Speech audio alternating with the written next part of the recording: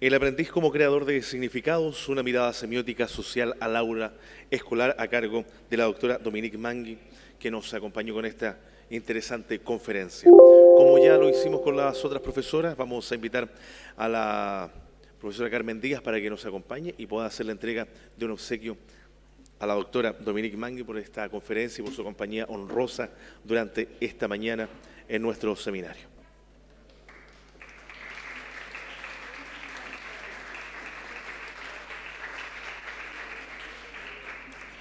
Bien, damos por finalizadas las conferencias individuales y ahora vamos a invitar a quienes han sido nuestras expositoras y por supuesto también a la profesora Carmen Díaz para que participen del panel de conversación que será moderado por la doctora en Psicología del Aprendizaje e Instrucción de la Universidad Autónoma de Madrid, España, y quien será encargada de moderar nuestra decana de la Facultad de Educación, la profesora Lorena Medina. Les invitamos a todas a tomar asiento acá en la testera para que demos inicio a las preguntas, a la mesa de conversación y por supuesto la respuesta de las inquietudes de cada uno de nuestros asistentes que hoy nos ha acompañado en este seminario. Bienvenidas, profesoras, adelante.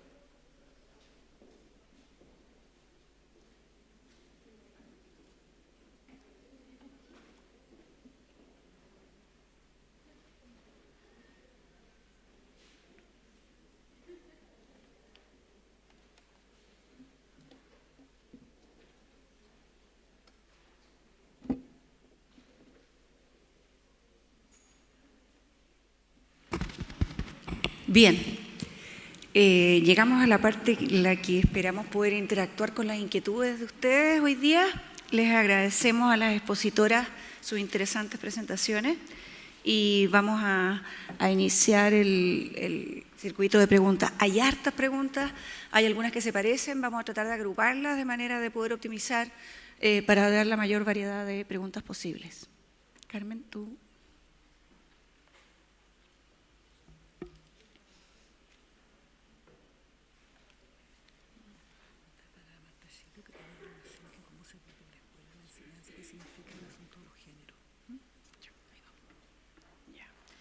A ver, aquí hay una serie de preguntas para Marta Giro sobre el acceso a los géneros discursivos y hasta dónde estos se aprenden efectivamente en la escuela o más en la interacción social. Las preguntas van un poco por ese lado, en qué contextos, digamos, se aprenden y en qué sentido ese aprendizaje puede generar espacios más inclusivos.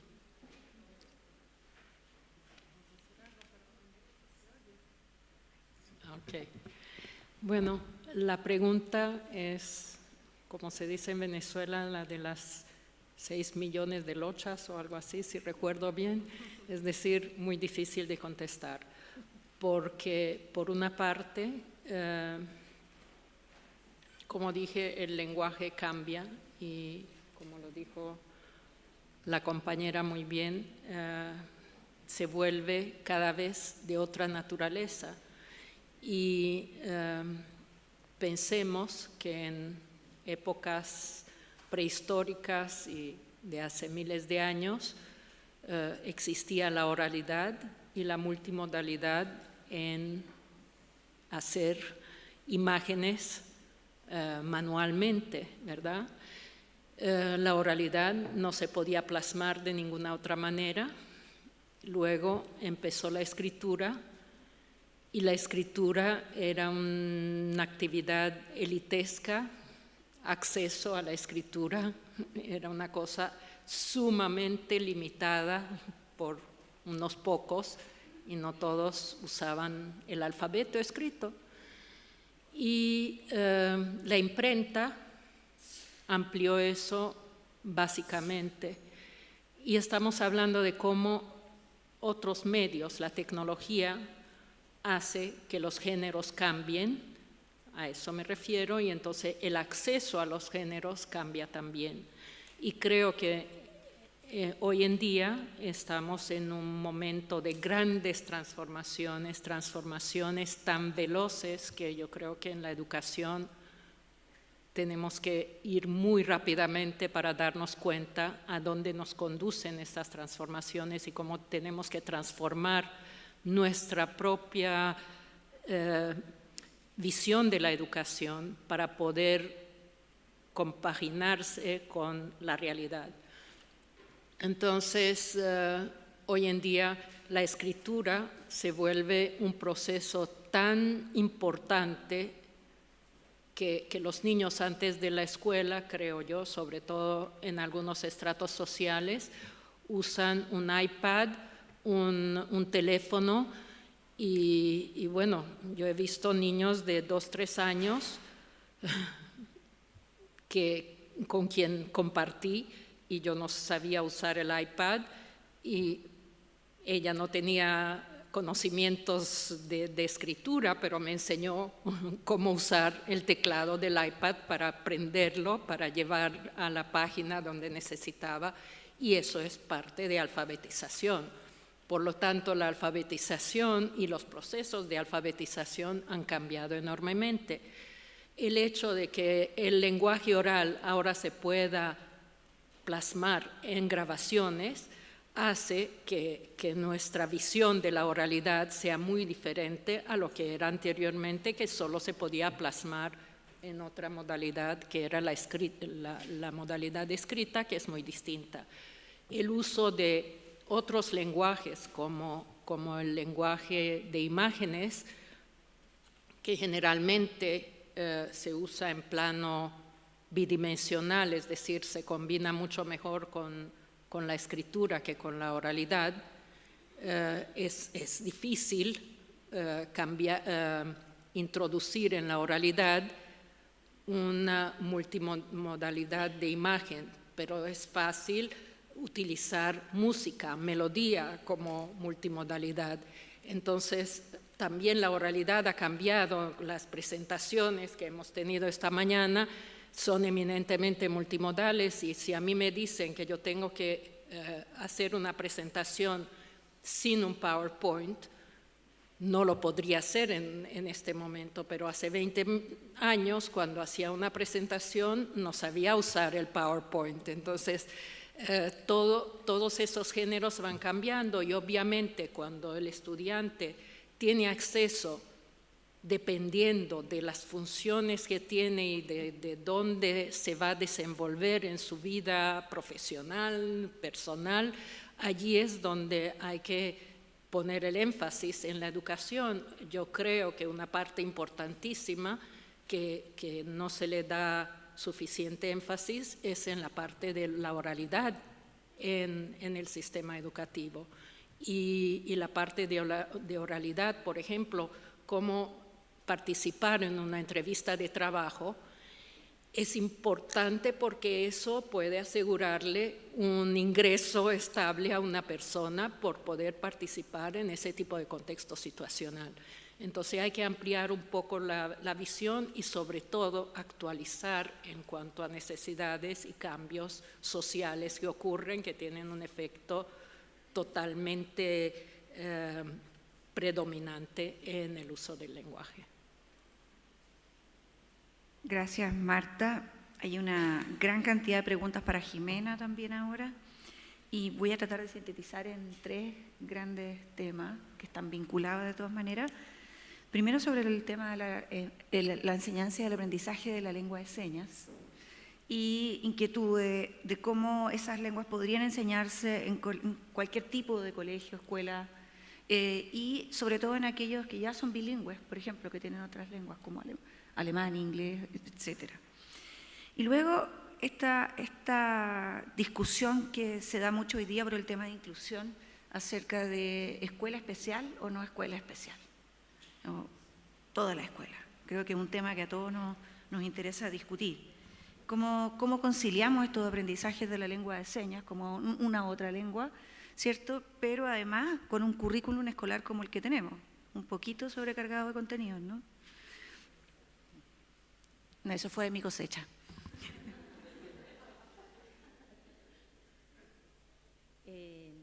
Ya, ¿ahí se escucha? No se escucha. ¿Aló? ¿Ahí? ¿Sí? No. ¿Puedo hablar fuerte? ¿Sí? ¿Ahí se escucha? Bien. A ver, ahí sí.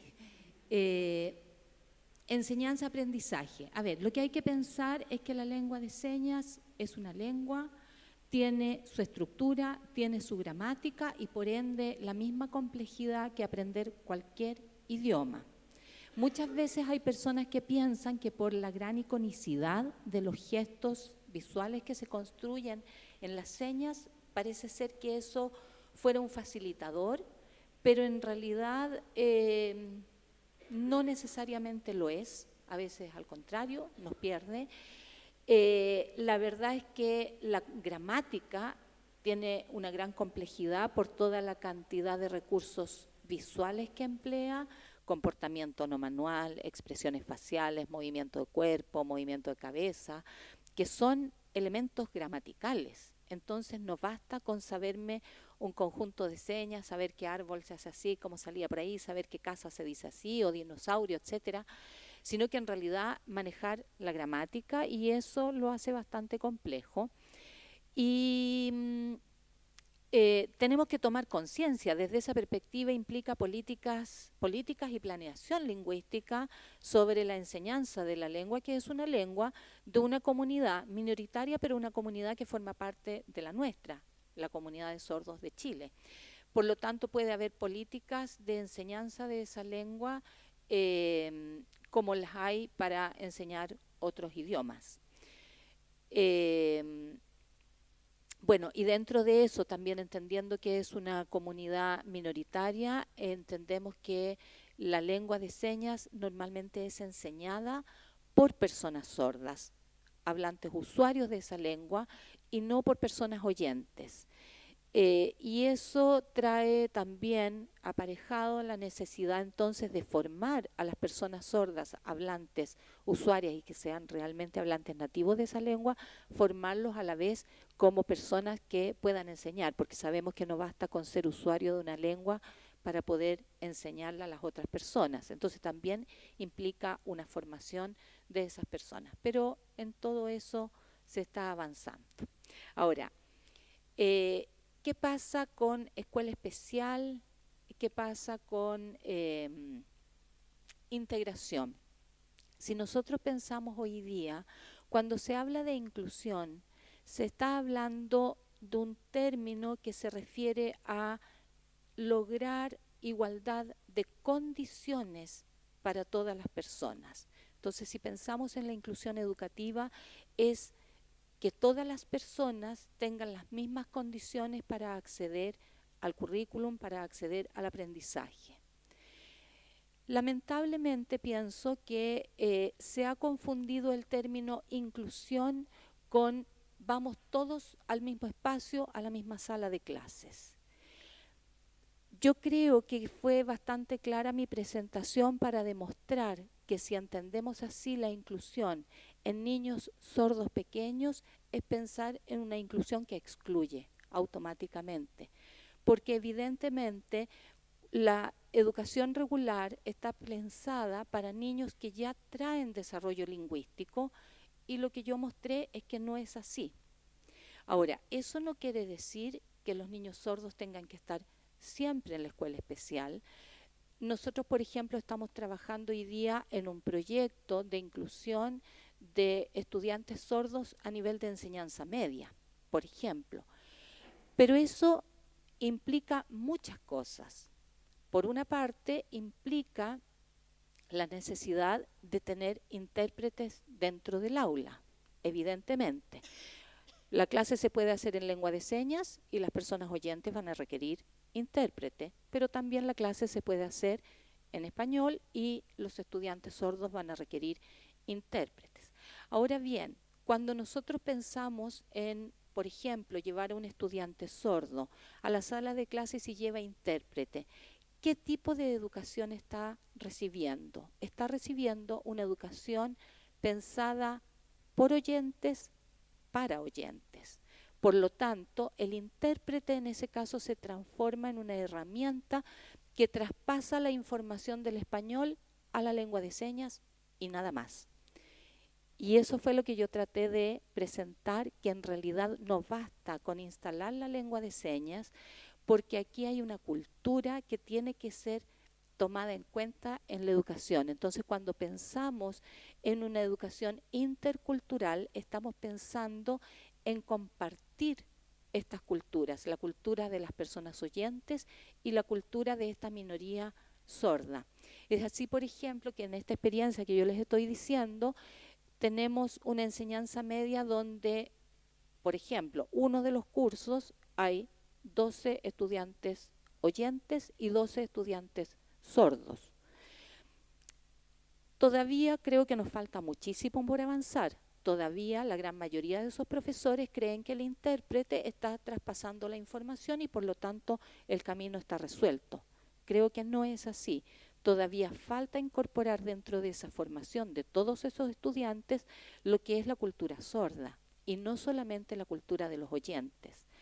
Por ejemplo, eso también implica, por ejemplo, formar profesores sordos que a nosotros nos enseñan muchísimo sobre cómo enseñar a los estudiantes sordos. Para mí ha sido un aprendizaje tremendo cuando he tenido oportunidad de ver a los profesores sordos dentro de la sala de clases. Pero para formar profesores sordos, los profesores sordos tienen que pasar, por ejemplo, solo por poner un ejemplo, por una prueba de selección universal que es una PSU que mide dominio del español y para las personas sordas el dominio del español es como segunda lengua, o sea, algo tremendamente complejo de alcanzar. Bueno, eso es solamente como ejemplo. ¿Aló? Sí. Muchas gracias, Jimena. Interesante tema. Ahora tenemos un conjunto no menor de preguntas para Dominique. Voy a también tratar de sintetizar la gran cantidad de inquietudes, pero algunas cuestiones que creo que es importante igual plantear. Hay dudas en algunas preguntas sobre conceptos básicos de multimodalidad como medio y modo, y luego intramodal, intermodal, si pudieras precisarlo para poder seguir conversando después.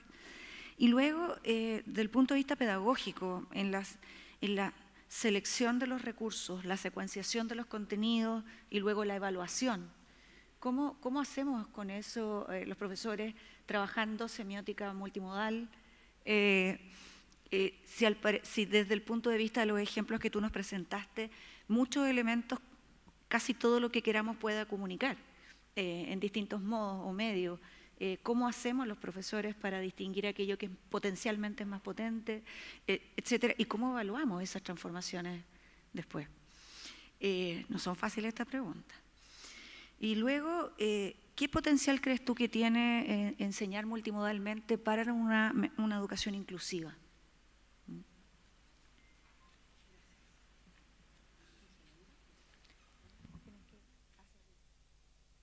¿Aló? Ahí sí, gracias. Gracias por las preguntas. Bueno, es un poco difícil aclarar así como en poco tiempo y sin apoyo visual los conceptos de medios y modos, pero o sea, si les interesa en realidad lo que hay que hacer es ir a leer a los autores directamente, ¿ya? Pero ellos hacen una distinción siempre desde una perspectiva social y cultural, ¿ya? Entonces los modos son los recursos que cada cultura ha ido como estabilizando para transmitir significado. ¿Ya? En nuestra cultura, por ejemplo, tenemos ciertos modos de entender lo que aquí llamamos proxemia, ¿sí? A lo mejor en la cultura oriental hay un rango mucho más amplio de pistas que leer, ¿verdad?, con respecto a la proxemia, porque culturalmente han ido acuñando que no solamente la distancia, sino que si yo estoy mirando hacia abajo significa una cosa, ¿verdad?, y de respeto, no sé, ¿verdad?, que nosotros no tenemos ese repertorio, ¿verdad?, lo usamos de otra manera y también a lo mejor es menos como rico en algún sentido, pero tenemos otras cosas en nuestra cultura que a lo mejor en otras culturas nos han ido acuñando.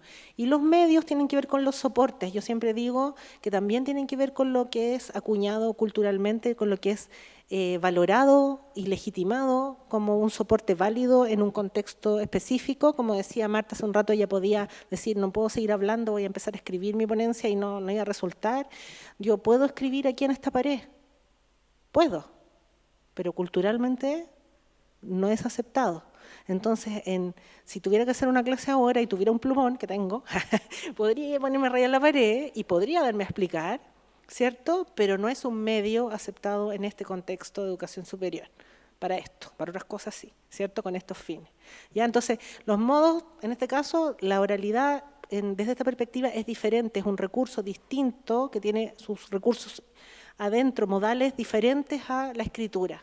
Ya pese que los dos tienen una base lingüística, son dos modalidades de otras teorías, aquí pasan a ser dos sistemas semióticos diferentes. ¿Ya? La gestualidad pasa a ser otro, ¿verdad? Los colores pasan a ser otro. Bueno, y hay diferentes cortes que han ido proponiendo estos autores y sus seguidores también. Y también hay diferentes perspectivas, hay otros que dicen que no es así, que el corte lo hacen más acá, ya, pero es un poco difícil de pensar, pero una vez que uno lo entiende, en realidad es fácil y es útil para hacer tanto análisis, como también para diseñar, como están las otras preguntas aquí, actividades ya que tienen más que ver como con la didáctica y lo pedagógico propiamente tal. Hay un concepto que yo aquí no expliqué tanto, pero lo mencioné, que tenía que ver con la idea de ensamblajes semióticos, y que es como lo que está pasando como en este minuto. Si miramos esta situación comunicativa actual, tenemos la escritura presente, ¿verdad? Tenemos la oralidad, tenemos la gestualidad que se da en la interacción cara a cara, está la prosodia, ustedes están tomando apuntes, y entonces los ensamblajes están ahí permanentemente, ¿ya? Y a eso esta teoría le llama intersemiosis, ¿ya? El significado que se construye, pero no basta lo que yo digo, sino que aporta mi prosodia eso que yo digo, aporta los gestos que estoy haciendo, eso que yo digo, aporta lo que yo estaba indicando de la diapositiva, ¿verdad? Entonces la intersemiosis tiene que ver con no aislar esos recursos, sino que mirar el fenómeno en su complejidad. Todos estos recursos interactuando para construir un significado que es global, ¿ya? En ese sentido, en general, siempre hay más de un modo en acción, ¿ya? Es difícil que haya que la escritura sea solo escritura, también es tipografía, también es diagramación, eso también te dice si esto era, una prosa o estaba, era un poema, porque la diagramación te va indicando que era un poema, ¿ya? Entonces, siempre hay más de un recurso ahí imbricado en esa construcción semiótica.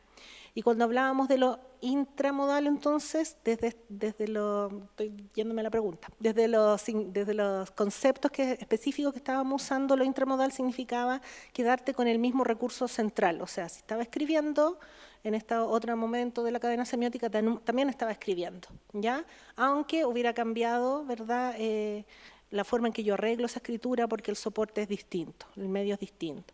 En cambio, lo intermodal tenía que ver con cambiar de un recurso al otro, con todo lo que implica cambiar de ese recurso al otro, ¿ya? Entonces, si voy a dibujar, y después voy a escribir, y después voy a hablar, estoy saltando de un modo al otro modo, ¿sí?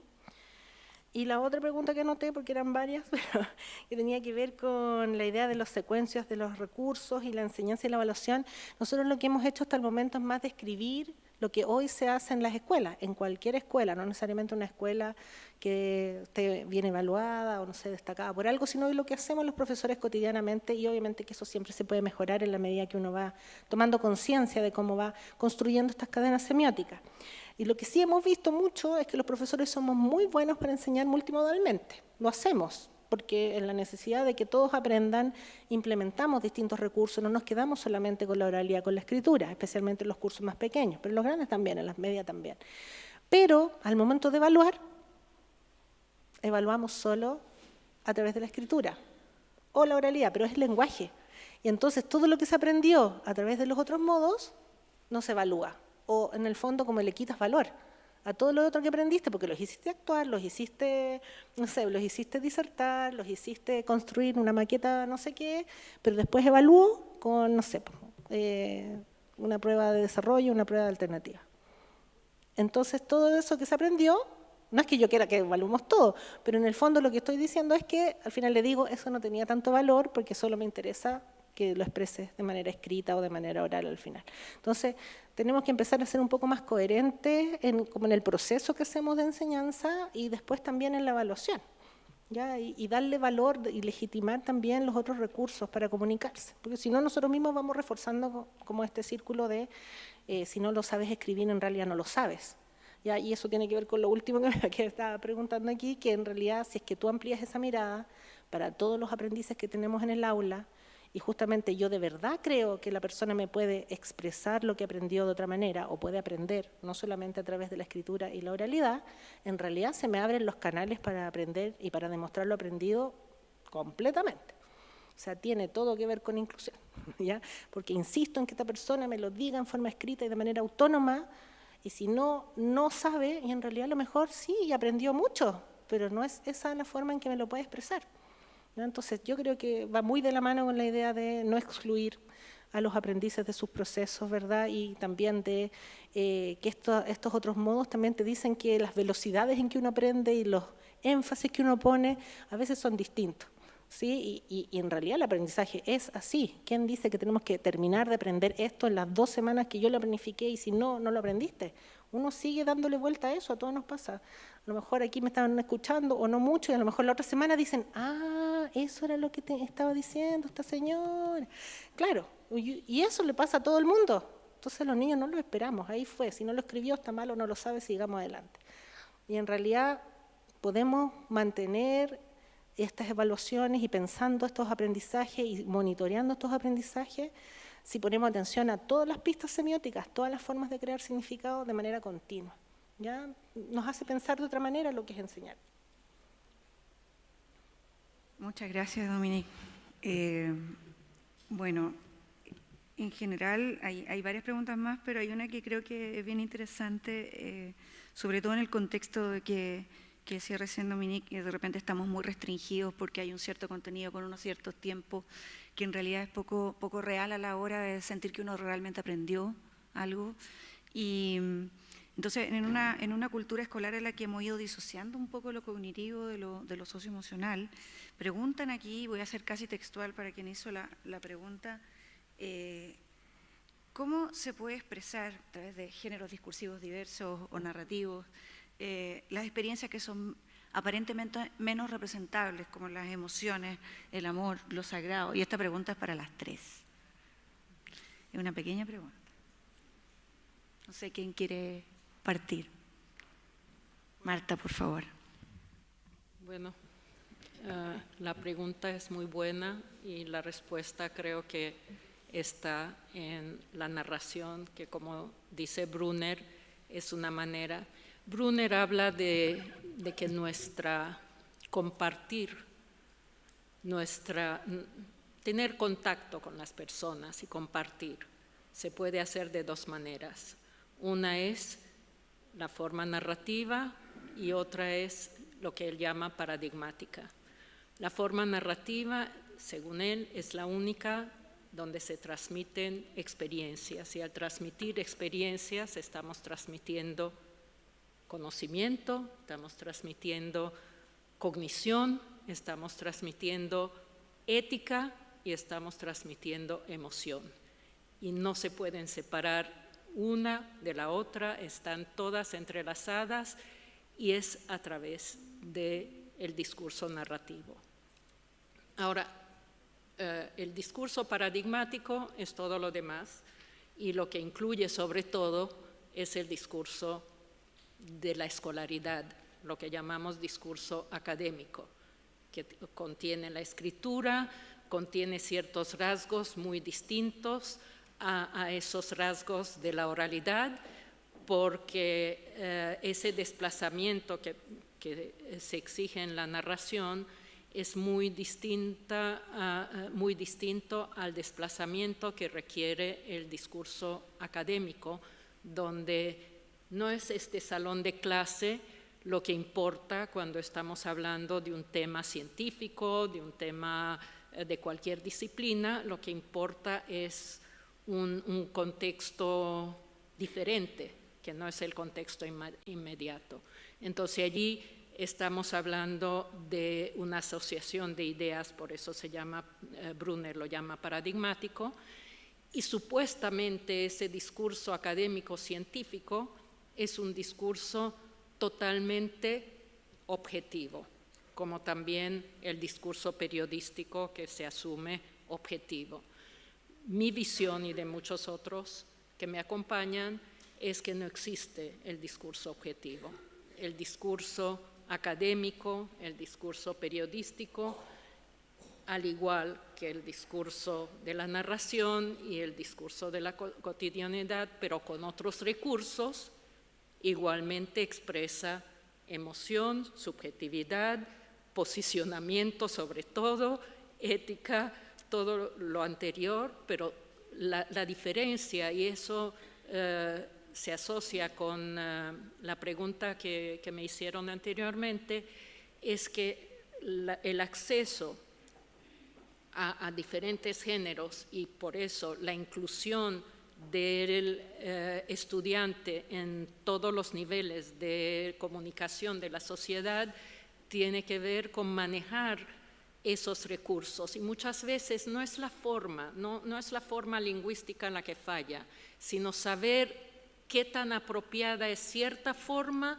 para cierto ámbito. Por eso ese enfoque de los géneros discursivos nos explica esa compaginación entre contexto de situación, participantes, roles de los participantes y el hablante y el texto que produce.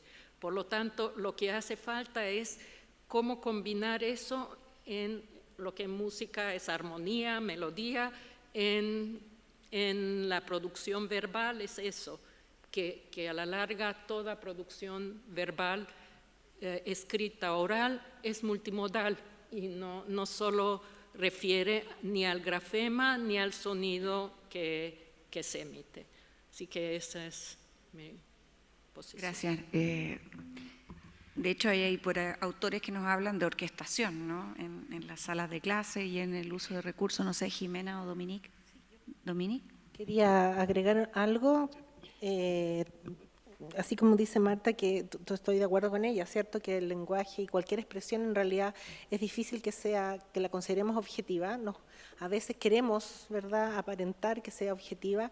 Si me voy con esto mismo a la sala de clases y un poco a la pregunta también, devolviéndome a esta idea de las emociones, en la sala de clases lo que nos pasa como profes, que yo creo que lo hemos aprendido así, porque también nos han enseñado, es que intentamos ser objetivos y intentamos enseñar cualquiera de los contenidos como lo más científicamente posible, ¿verdad? Entonces decimos, la célula es esto, está conformada por esto, ¿verdad? Y después dígame las partes de la célula y estamos listos, ¿ya? Pero otra cosa muy diferente es decir, ¿verdad? Alguien, que no sé su nombre, el profe de biología me hace falta de nuevo, para el ejemplo que elegí, no sé, pues la persona tanto diseñó en este momento de la historia este modelo de la célula, la creó una persona, ¿sí?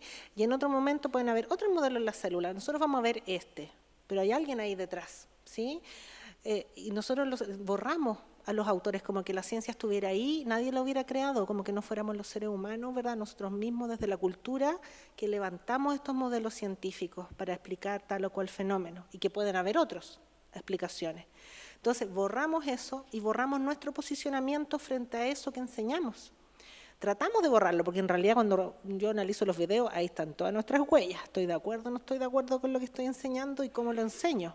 Pero intentamos borrarlo. ¿Y con eso qué estamos enseñando? Estamos enseñándole a los niños, la ciencia está ahí, en realidad tú no puedes aportar a la ciencia, no tienes nada que hacer.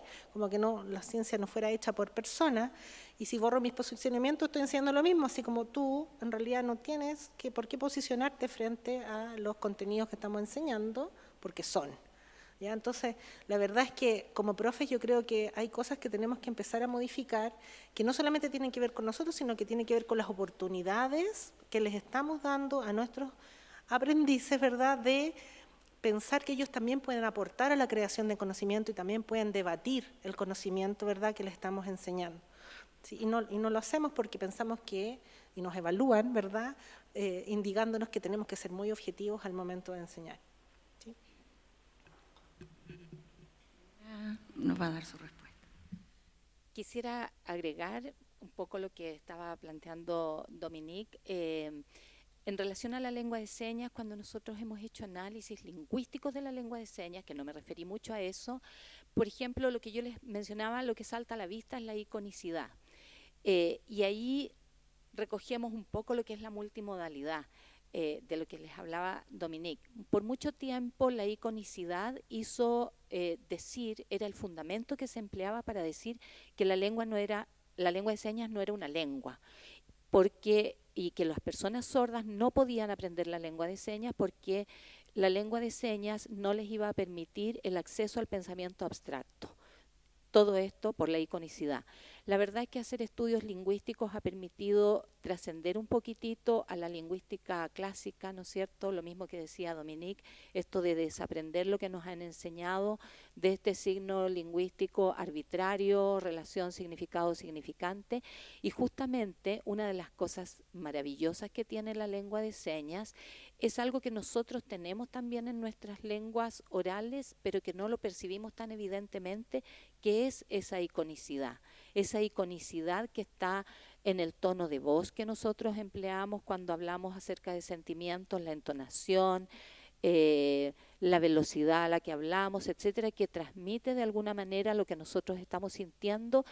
En realidad eso queda como en los rasgos suprasegmentales en la lengua oral, pero en la lengua de señas muchas ideas tremendamente abstractas y entre ellas la expresión de los sentimientos la podemos visualizar en la creación de movimientos a través de las manos en el espacio, lo cual nos permite entonces trascender a esta concepción lingüística más o menos estructurada que teníamos antes y ahí recoger un poco lo que nos plantea Dominique de la multimodalidad, cómo se expresa de otra manera cuando es a través de una seña, por ejemplo. Bueno, genial, estamos en la hora. Queremos agradecerle a todos la gran cantidad de preguntas, lo cual también demuestra que de alguna manera estábamos todos súper activos y agentes hoy día escuchando a las conferencistas y que ha sido bastante provechoso. Agradecer a Carmen por la organización, a Carmen Díaz, nuestra editora en jefe de la revista PEL.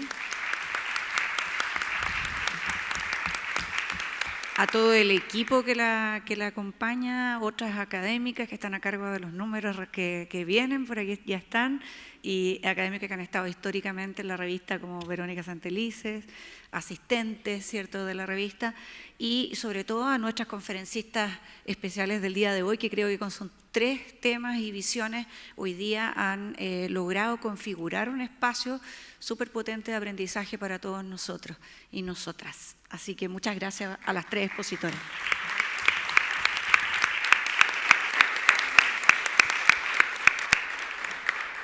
Lenguaje, diversidad y educación, ¿cómo se aprende? ¿Cómo se enseña? El seminario que estamos dando término y al cual le agradecemos a cada uno de ustedes la honrosa presencia. Nuestra decana ya agradeció como corresponde a quienes han sido nuestras conferencistas el día de hoy y por supuesto ha sido un honor tenerlas acá en esta gran actividad que se ha organizado esta mañana. Es por eso que queremos agradecerles a ustedes. Ojalá nos veamos muy pronto en una actividad tan nutritiva en lo que se refiere a lo académico, por supuesto, y que nos veamos, ojalá, muy pronto. Tengan todos ustedes muy buenas tardes.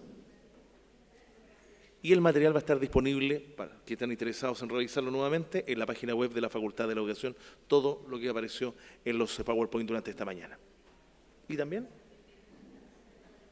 Y en la página de la revista PEL, ¿ya? Que tengan buena tarde, hasta pronto, muchísimas gracias por haber venido. Que tengan una excelente tarde.